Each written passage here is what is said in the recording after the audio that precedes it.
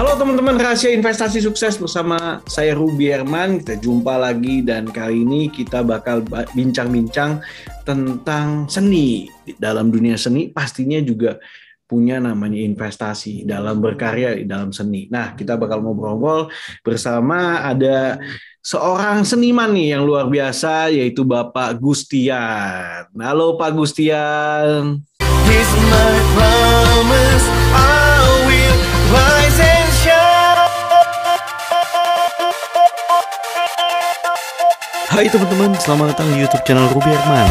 Sebelum kita nonton, jangan lupa untuk subscribe ya, karena subscribe itu gratis. Yuk kita nonton sama-sama. Halo Pak. Yes, apa kabar Pak Gustian? Senang sekali nih. Baik Pak. Bisa ngobrol-ngobrol sama Pak Gustian. Yes, Pak Gustian. Nah, mungkin kan tak kenal maka tak sayang. Nah, kita bicara soal seni nih. Mungkin Pak Gustian boleh memperkenalkan diri, dan juga kalau saya lihat kan nih dari profil-profil yang Pak Gustian lakukan ini banyak sekali berhubungan dengan seni, khususnya mungkin di patung atau benda-benda yang dibentuk gitu ya Pak Gustian ya. Mungkin silakan Pak Gustian. Ya, sebelumnya saya perkenalkan diri dulu ya Pak. Nama saya Gustian. Asal saya dari Bengkulu, tapi saya netap di Bandung sekarang.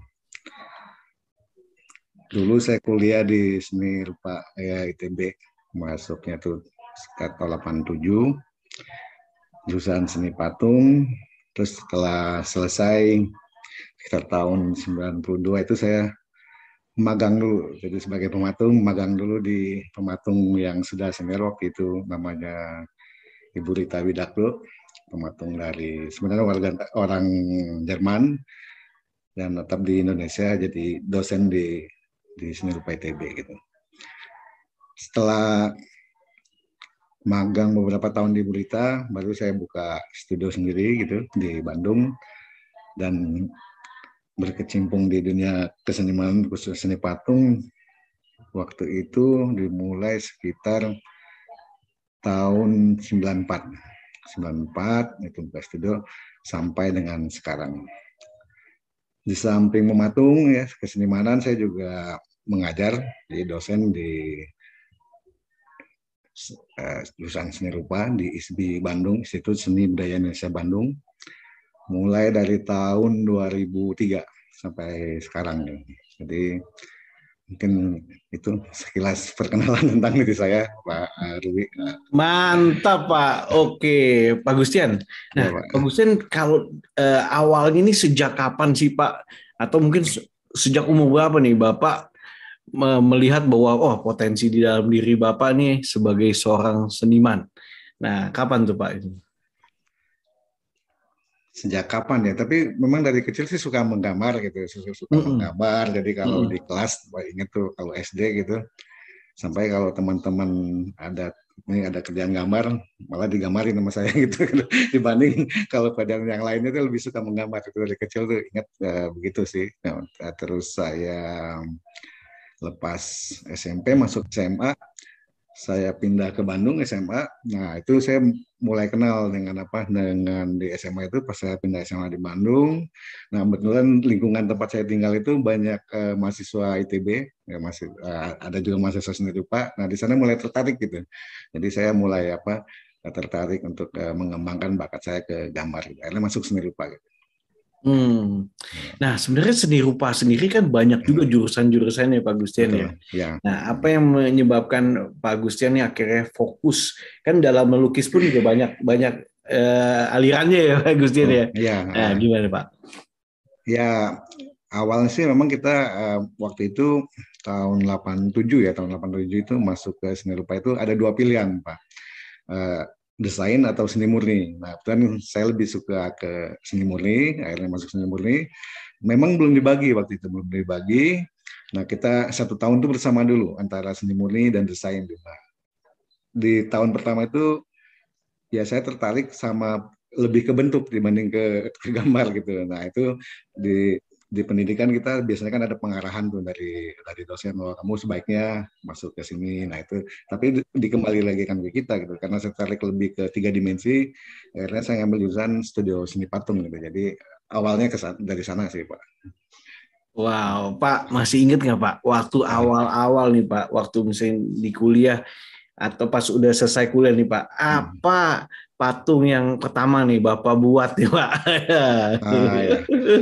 Masih ingat sih Pak, masih Masih ingat. inget ya? Jadi, masih ingat. Jadi kebetulan waktu itu kalau nggak salah sih dulu kan masih tingkat ya Pak, tingkat 1, tingkat 2, tingkat 3 lah, tingkat 3 akhir mau ke tingkat 4 itu. Nah, kita semacam ada perlombaan kecil lah. Itu ada biro arsitek, namanya Arsitim, itu meminta ke Ibu Rita, waktu itu memang dosen kita Bu Rita, untuk melombakan lah. Jadi ada gedung namanya gedung SPPGP, Sekolah Penataran Guru-Guru Pertanian di Cianjur. Nah, Pak Sito minta, arsiteknya itu Pak Sito, dosen arsitek ITB juga, minta ke Ibu Rita, ada mahasiswa yang mau ikutan nggak? Jadi lomba terbatas lah gitu Pak. Nah, itu dilombakan. Nah, kebetulan saya yang menang, yang dapat dipilih. Nah, itu karya pertama itu bikin patung di ruang publik gitu Pak. Di Cianjur. Ya, Cianjur ya. di Cianjur. Wow, berapa meter Pak tingginya Pak? Berapa ini Pak? Itu untuk di dalam, jadi di dalam gedung Pak, di dalam ruangan gitu, tapi semacam taman lah gitu. Itu sekitar 2,5 meter sih, nggak tinggi. Itu. Apa yang waktu itu Bapak bangun patung apa Pak? Itu idenya dari padi Pak. Jadi karena sekolah penataran guru-guru pertanian, jadi ide dasarnya saya ngambil dari bentuk biji padi gitu. Biji padi ya? Iya, biji padi dikomposisikan jadi satu bentuk gitu ya, bentuk ditempatkan di tengah ruangan. Tapi ruangannya itu bukan ada atapnya, jadi ruangan, jadi di antara gedung gitu Pak, di antara gedung, jadi nggak ada atap, ya langsung ini seperti tamannya lah gitu Pak. Ya itu di tengah-tengahnya ada karya itu yang saya buat. Nah itu pertama kali tuh bikin karya di ruang publik, ya seneng lah gitu Pak ya. Mantap tuh Pak. Dari situ tuh mulai tuh Pak ya. Ya. Mulai patung kedua, ketiga, keempat, kelima. Nah, kalau bicara patung nih Pak, misalnya orang meminta Bapak membuat patung. Nah, biasanya nih Bapak cari tahu apanya dulu sih Pak? Dari visi misi ataukah bahannya ataukah apa? Mungkin apa sih yang Bapak lakukan nih Pak Gustian? Macam-macam Pak. Jadi macam-macam itu maksudnya gini, kan akan kita bedakan tuh antara membuat patung. Kalau kita kan memang ada disiplin ilmunya Pak. Itu ada namanya seni monumental Pak ya. Nah, seni monumental 1, seni monumental 2, seni 3. 1 itu cenderungan patung untuk di dalam ruangan gitu. Yang 2 itu di luar ruangan, eksterior. Kalau yang 3 itu di urban, di kota, di lapang, di batas kota begitu. Nah, ada lagi studio. Nah, studio itu lebih ekspresif ke patung kita sendiri yang kita mau buat gitu. Nah, kalau yang bersangkut tadi itu pasti itu akan menyangkut ke ruang publik Pak ya. Ruang publiknya itu untuk interior atau bagian dari eksterior, bagian dari gedung atau untuk di tengah kota gitu. Nah, pasti kita lihat dulu. Nah, pertama itu maksudnya kalau itu untuk gedung apanya? Gitu. Misalkan akan berbeda kita bikin patung, misalkan untuk gedung tentara misalnya gitu Pak ya, atau untuk gedung Mahkamah Agung, sama dengan gedung teater atau misalkan gedung kesenian gitu. Nah itu dari sana kita bisa mencari gagasan-gagasan ketika kita menentukan untuk gedung apa itu. Jadi kita melihat. Nah terus yang menempati siapa? Misalkan apakah tadi itu ya anak-anak kecil atau orang dewasa atau sifatnya resmi atau sifatnya yang lebih umum. Nah itu hal-hal yang begitu kita perhatikan.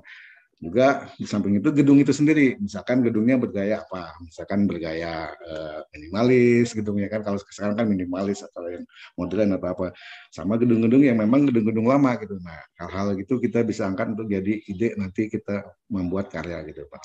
Nah di samping itu juga karena membuat patung di ruang publik Pak, ada kompromi itu maksudnya antara kita sebagai seniman, antara owners yang punya gedung misalnya gitu kan Pak, antara nanti ada arsitek yang merancang gedung. Nah itu ada kompromi, jadi karena di ruang publik itu hasil kompromi antara kita sebagai seniman yang menggagas, owners sama juga mungkin arsitek. Nah, dari kompromi itu akan diangkat sama kita idenya ini, misalkan gagasannya ini didiskusikan gitu Pak. Biasanya begitu. Kan kita nggak bisa seniman, saya pengen ini gitu kan. Kekeh gitu kalau Sundanya Pak, nggak bisa, kecuali kalau kita bikin karya pribadi yang kita akan pamerkan di ruang pamer, kita mau bikin apapun itu bebas saja. Kalau kita membuat karya di ruang publik, banyak kendala yang tadi saya sebutkan, belum nanti material Pak, kekuatan. Kan misalkan kita membuat di daerah Jakarta, di daerah pantai, kalau kita pakai plat baja, plat besi itu kan cepat karat Pak. Nah kita harus pakai bahan yang lain. Nah, jadi pertimbangan bahan diperhatikan, pertimbangan lingkungan diperhatikan, pertimbangan arsitektur diperhatikan. Jadi banyak hal yang diperhatikan ketika membuat karya di ruang publik, gitu, Pak. Ya kira-kira begitu sih Pak. Jadi ini sebuah, kalau hasil mahakarya ini kan ya berarti harus mempertimbangkan unsur-unsur tadi ya Pak ya. Ya betul Pak. Harus ya bisa diskusi, betul, baru menjadikan sebuah karya yang luar biasa. Ya. Nah, saya percaya nih kalau di dunia properti khususnya, saya kan sering kali di dunia properti banyak sekali kan Pak. Biasanya di depan apartemen ada gedung, ada patung gitu kan, depan gedungnya ada patung gitu kan. Saya pernah lihat tuh contohnya di Permata Hijau Suites ternyata ada patung tuh. Dan kalau nggak salah itu karya dari Pak Gustian nih Pak. Ya, Pak. Nah mungkin boleh diceritakan nggak Pak? Apa sih makna waktu di awal Bapak mendapatkan kayak wah harus mengerjakan ini Pak. Nah apa yang dibuat ya kan, dan juga waktu itu ceritanya bagaimana nih Pak? Mungkin boleh di-sharing Pak. Oke. Nah khusus yang untuk Permata Hijau Suite ini kan ini karya di ruang publik juga Pak ya. Ya. Jadi di eksterior, di luar bangunan lah. Ya, tapi masih di halaman bagian dari arsitektur dari gedung Permata Hijau Suite gitu. Nah, memang karya ini sebenarnya kan karya kolaborasi Pak antara saya dengan Lawang Hijau Pak. Lawang Hijau. Oh, Lawang Bu Joyce ya? Iya, Bu Joyce. Bu Joyce, yes. Nah, Bu Joyce punya gambar, nanti saya menerjemahkan. Nah ini kan memang awalnya kan dari sebenarnya itu kan abstraksi dari PHS Pak, huruf P, huruf H, huruf S Pak. Jadi kalau tiga unsur itu, P, tiga unsur itu, H, S. Nah itu kalau Bapak perhatikan itu sebenarnya itu huruf PHS gitu. Jadi ini sebagai ikon lah, simbol dari PHS kan. Ya, ini kan seperti angka 8 ya Pak? Kalau ya, seperti tapi kalau seperti kita lihat, seperti angka itu ya Pak? Ya, kan ya bayangkan kalau misalkan saya sama Bu Joyce bikin huruf P, H, S di sana, kan biasa aja Pak ya? Biasa aja betul. Biasa aja gitu. Nah, ya itulah tugas arsitek ya, kolaborasi dengan seniman mewujudkan satu bentuk yang nanti jadi ikonnya PHS, tapi dia bukan sekedar huruf PHS saja gitu. Ada pengolahan lagi secara artistik gitu kan, tapi ini tetap menyimbolkan PHS itu sendiri gitu Pak. Ya lebih terlihat dinamis gitu kan ya Pak ya. Saya penasaran tuh Pak sama yang Bapak ngomong itu. Nah gimana nih Pak? Ini kan sebenarnya dibilang mirip kayak angka 8 tapi nggak juga ya. Dibilang 8 tapi nih ini kan saya kan ada foto nih kan seperti ini kan Pak ya. Iya Pak. Kan itu kan angka 8 juga bukan nih. Ya kan? Yang begininya itu P Pak. Nah kalau gitu. Kalau kita balik begini itu H, yang S-nya ke sana. Nah, jadi antara P menyambung dengan H, menyambung dengan S. Jadi ada kesinambungan Permata Hijau Suite. Ya, lebih dinamis gitu, Pak ya. Iya. Tapi ini nggak berujung ya, Pak ya? Kesannya nyatu semua, Pak ya? Nyatu semua, Pak. Ya. Wow. Nah, mungkin flashback sedikit nih, Pak. Iya, Pak. Nah, apa makna? Ini kalau kayak tadi singkatan ya, Pak ya. Tapi apa nih dari patung ini nih Pak? Apa Pak maknanya? Mungkin Bapak Agustian sebagai yang membuat ini bisa di-sharing Pak. Ya, ini kan harapan sih PHS ya dinamis gitu, berkembang gitu kan ya, tidak kaku. Dinamis berkembang, ya tidak kaku. Gitu. Intinya di sana gitu ya, dengan simbol ya permata hijau suite itu sendiri gitu, tidak hanya sekedar huruf PHS gitu, intinya ke sana. Esensinya. Nah, di sekelilingnya itu saya lihat ada taman tuh Pak ya kan. Di sekelilingnya dari patung itu ada taman. Nah, itu juga karena kolaborasi tadi sama Lawang Ijo atau gimana tuh Pak? Betul Pak. Jadi itu bagian dari kolaborasi dengan Lawang Ijo untuk penataan kolamnya, landscape-nya. Landscape-nya. Iya. Ya, jadi silakan Pak. Ya itulah kolaborasi seniman arsitek gitu. Nah, dan kalau dari PHS sendiri menyerahkan ke seniman dan arsitek gitu. Tapi kan kadang-kadang ada di tempat lain juga pemilik atau owner setempat, saya pengen ini. Nah, kita menerjemahkan kadang-kadang kan begitu juga, Pak. Jadi dari awal sudah dibebaskan ya Pak ya, Bapak. Keinginan udah dibebasin nih Pak ya, walaupun udah ada penunjukan atau menginformasikan bahwa ini akan dibangun patung ini, tapi Bapak dibebaskan untuk berkarya gitu Pak ya. Iya, Pak. Wow, keren. Dinamis dan juga berkarya tadi Pak ya. Dinamis. Wah, mantap. Nah, proses dinamis Pak ini dinamis lebih dinamis. Jadi PHS yang dinamis ya Pak. PHS yang dinamis. Wow. Nah, dalam proses pengerjaannya Pak, ini berapa lama sih Pak waktu itu dikerjakan ini Pak Gustian? Nah, ini memang pengerjaan sculpture PHS ini waktu dimulai dan waktu proses itu kan pas pandemi Pak. Nah, itu pas pandemi itu ya. Pas pandemi, Pak.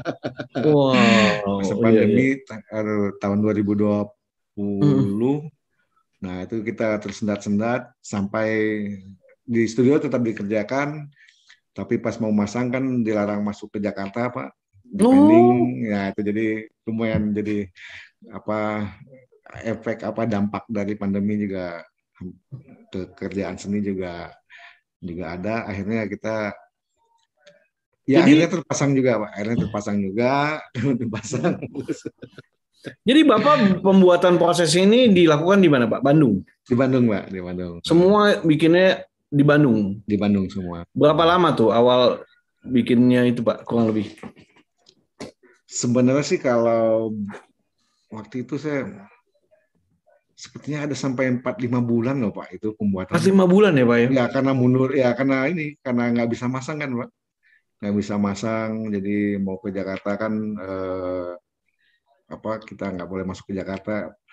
Itu memang mundurnya agak lama gitu, akibat pandemi gitu. Oke. Akhirnya begitu bisa, akhirnya bahan-bahannya itu pemasangannya dilakukan di Permata Hijau Suite sih, Pak ya? Iya, betul, sesuai yang yang pernah yang tadi saya kirim, Pak. Yes, saya lihat ini semua kira disatukan di sana, Pak ya? Iya, betul, Pak. Wow, dan juga itu waktu itu berapa orang tuh, Pak, dikerjain waktu proses pemasangan penyatuannya, Pak? Kurang lebih kemarin 7 orang sih, Pak. 7 orang sih, Pak. Dan berapa lama tuh, Pak, dipasangnya itu, Pak?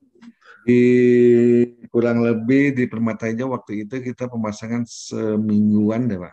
Semingguan ya, wah, luar biasa. Itu kurang lebih tingginya berapa sih Pak? Tinggi dan juga dimensinya berapa sih Pak? Kurang lebih tingginya kalau kurang lebih 5 meter Pak. 5 meter ya? 5 meter. Mantap, akhirnya jadi sebuah karya yang luar biasa nih Pak. Karya dari Pak Gustian nih di Permata Hijau Suite yang banyak orang lihat, wah keren banget nih, bagus ini. Waktu itu saya pernah ketemu sama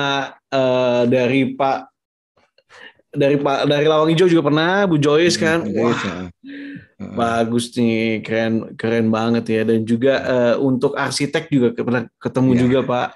Ingat nggak Pak arsiteknya siapa? Ayo. Pernah ketemu nggak Pak? Kalau arsitek? Arsitek yang dari PHS Pak? Yes. Arsitek PHS Pak ini Pak. Ketemu juga nggak Pak? Pak, aduh saya lupa. Pak. Ada. Nah, saya coba lihat nih ya. Iya, Pak. Nggak apa-apa, ini kan kita rekam kan nggak apa-apa. Nanti saya bisa edit kan. Iya. Yes. Nggak tahu waktu itu ketemu nggak ya sama si, bentar nih Pak. Saya jadi lupa juga.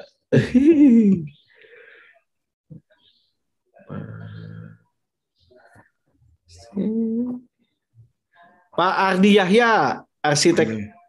Iya nggak Pak? Pak Ardi. Ini Pak ya. Ketemu nggak Pak? Nggak ya? Enggak, Pak. Enggak. Berarti ketemunya sama Bu Joyce aja ya Pak ya? Bu Joyce, kalau dari Permata, Bu Heni, Pak. Bu Heni. Oke. Iya, Pak. Oke, kita lanjut lagi ya Pak. Ya, Pak, Pak. kalau bicara soal tadi ini berkarya tentang patung nih Pak. Nah, Bapak kalau pernah nggak Pak menghitung udah berapa banyak nih patung yang Bapak buat? Kalau untuk di apa? Kalau saya kelompokkan mungkin ke properti ya Pak ya, maksudnya seperti ke properti boleh. Ya, seperti mungkin yang untuk di apartemen ya di Permata Hijau, terus kalau untuk di Bukit Cimanggu Pak, di Bogor Pak. Di Bogor. Nah itu area perumahan Bukit Cimanggu. Nah itu ada beberapa karya di sana gitu. Sama di Anyer di Anyer ada semacam komplek villa lah gitu Pak. Nah itu juga ada di sana dan sekarang yang lagi buat untuk properti di Metro Cilegon Pak. Metro Cilegon lagi dibuat. Nah kalau di luar itu di ruang publik ya pernah bikin patung monumen di Ambon di Maluku. Wow. Patung Patimura.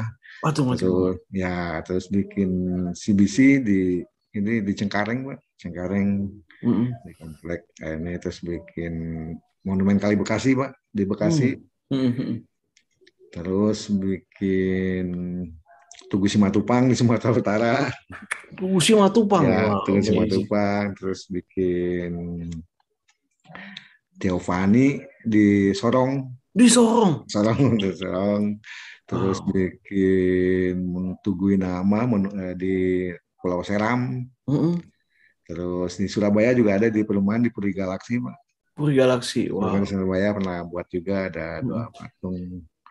Terus di Bengkulu, Tugu Tani pernah buat juga, Pak. Tugu Tani, wah. Nah, ya kurang lebih sih. Itu sih kalau yang di luar ruangan, Pak. Wah, keren banget Pak Gustian nih.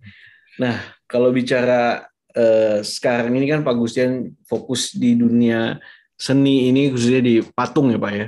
Iya Pak. Nah, mungkin planning ke depannya apa nih, rencana ke depannya dari Pak Gustian sendiri?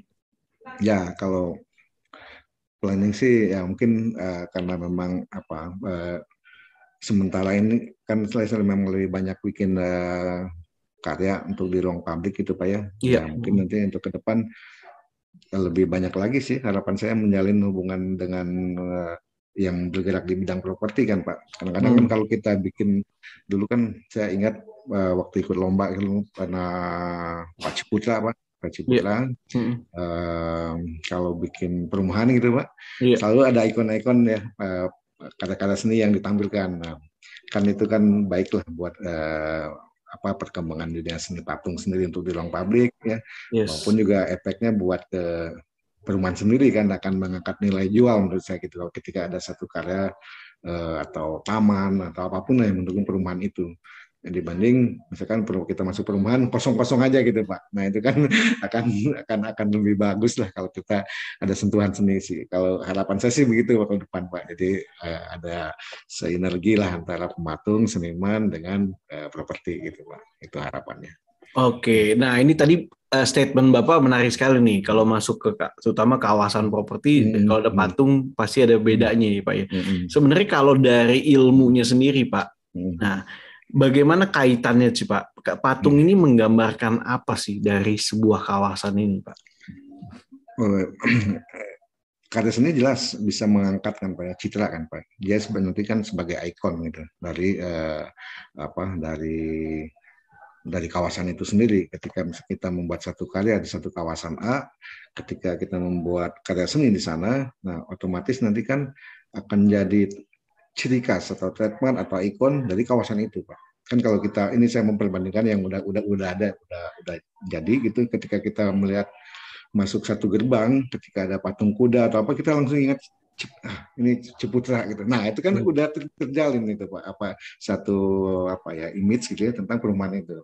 Nah kan nggak hanya perumahan Pak Ciputra ya, Pak, kan banyak perumahan-perumahan lain. Nah, yang bisa nanti juga image-nya keangkat juga ketika ada hadir karya seni dengan bentuk yang lain tentunya gitu. Kira-kira sih begitu sih Pak. Oke. Nah kalau bicara soal tren nih Pak, tren untuk patung ya, terutama berhubungan sama properti.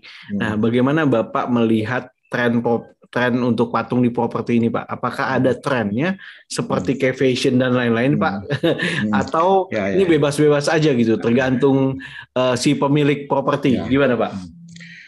Sementara sih kalau saya lihat ini agak berbeda nih Pak.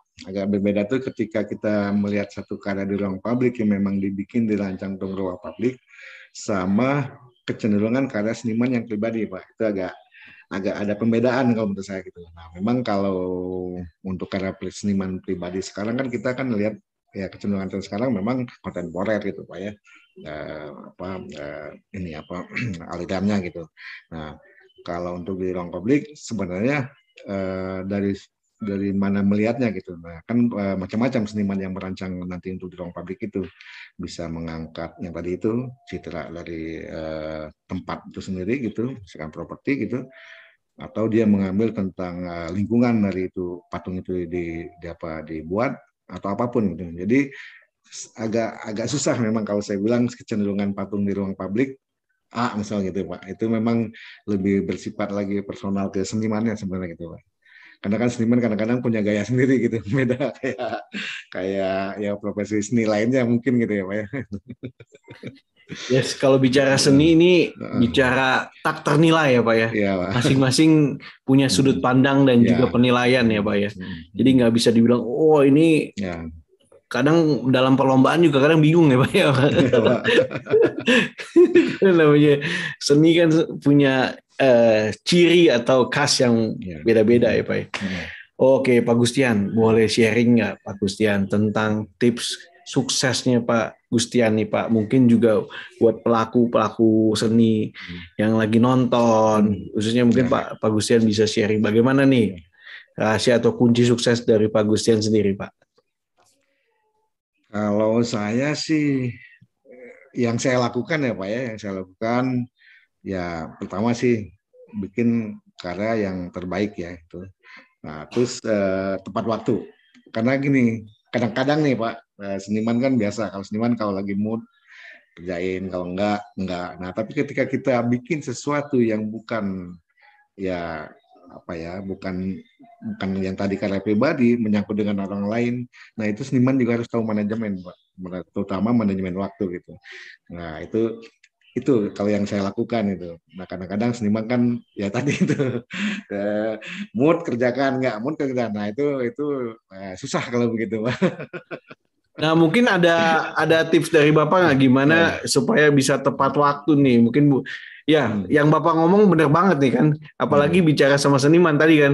Nah gimana nih untuk bisa membangkitkan mood Pak supaya bisa mengerjakan sebelum batas waktu? Agak susah juga ya, tergantung orangnya gitu ya. Jadi memang harus dari diri sendiri kali itu Pak. Kalau menurut saya dari diri sendiri kita harus punya apa ya, dari dalam ya. Memang ini misalkan kita bikin 3 bulan ini, nah harus beres 3 bulan gitu, gimana caranya gitu. Nggak bisa kita misalkan nanti malas ngerjain, mundur lagi. Nah itu kan menyangkut orang lain. Nah itu kita harus memang manajemen waktunya ya harus tepat gitu. Beda dengan berkarya sendiri. Kalau saya bikin berkarya buat sendiri, mau jadi setahun juga kan nggak apa-apa kan Pak. Lagi kerjain, kalau lagi mood, kalau nggak mood tinggalin kan, nggak bisa begitu sih Pak. Kalau kerja kita bikin karya di ruang publik harus tepat waktu, segala macamnya harus terukur, ya harus ada manajemen gitu Pak. Benar. Ada lagi Pak yang ingin Bapak sampaikan nih dari tips suksesnya nih Pak? Tadi kan lakukan yang terbaik ya sesuai dengan bidangnya, tepat waktu. Kemudian mungkin ada lagi nih Pak, kalau saya lihat kan Bapak nih banyak sekali ya berkarya khususnya di properti dan juga ruang publik. Mungkin nih jobnya nih dari mulut ke mulut nih Pak, atau referensi nih Pak ya? Ya kebanyakan gitu. Jadi bikin kepercayaan orang Pak, itu aja sih. Orang kalau udah percaya sama kita Pak, ya jadi kan ya mudah-mudahan gitu kan. Tapi ketika kita bikin sesuatu yang jelek pun orang juga jangan bikin sama si itu, jelek gitu. Tapi kalau kita bikin sesuatu yang bagus nanti kan bikin sama si A aja misalkan begitu Pak. Nah jadi dari mulut ke mulut ya kepercayaan itu kita bangun, ya dari mulut ke mulut juga kepercayaan itu akan tumbuh gitu. Ya itu sih yang saya alamin begitu gitu. Jadi saya nggak ada promosi di apa-apa, nggak ada, dari mulut ke mulut aja. Dan Bapak juga menjaga kualitas ya Pak ya, kualitasnya juga dijaga ya Pak ya. Itu pasti yang terbaik tadi kan Pak. Yang terbaik tadi ya. Jadi dua rahasia sukses dari Pak Gustian nih. Pertama, lakukan yang terbaik ya kan. Saat lakukan yang terbaik juga tepat waktu. Percaya sama kepercayaan Pak. Sama menjaga kepercayaan ya Pak ya. Kepercayaan itu yang penting. Karena kepercayaan penting. Dari situ bisa dapat job demi job. Kan dari mulut ke mulut nanti Pak. Dari mulut ke mulut. Yes. Dan dari patung ke patung habis itu. Iya kan bisa dari mulut ke mulut, dari patung ke patung. Wow, luar biasa nih Pak Gustian. Pak Gustian, mungkin kalau teman-teman nih ada juga yang ingin buat patung, bisa infonya kemana nih Pak Gustian? Mungkin boleh di-share nih kontaknya Pak Gustian, atau ada Instagramnya atau ke website, ke WA sih saya Pak. WA di berapa Pak Gustian, boleh di-share Pak? 08211 ya 655 ya 4229 Pak. Oh, buat teman-teman rahasia investasi sukses pastinya siapa tahu nih ada developer juga yang nonton di sini, atau teman-teman mungkin siapa tahu nih ya kan yang lagi butuh patung. Nah, ini recommended banget ini kalau dilihat hasil-hasil karya luar biasa. Sekali lagi bisa hubungi tadi 082116554229, nomor teleponnya ada di sini. Iya, Pak. Sekali lagi, wah thank you so much nih Pak Gustian sudah berbagi, sudah berbagi inspirasi, berbagi ilmu juga, ya apalagi tadi berbagi rahasia sukses. Sukses buat Pak Gustian. Terima kasih udah sharing juga. Sukses, all the best. Maju terus, berkarya terus tentunya untuk seni di Indonesia. Wow. Makasih Pak. Sama-sama. Demikian teman-teman rahasia investasi sukses, ngobrol-ngobrol bincang saya bersama seorang seniman yang luar biasa dalam karya patung. Terima kasih telah menyaksikan video ini. Jangan lupa untuk tonton terus video-video rahasia investasi sukses lainnya. Saya Ruby Herman. Bye-bye.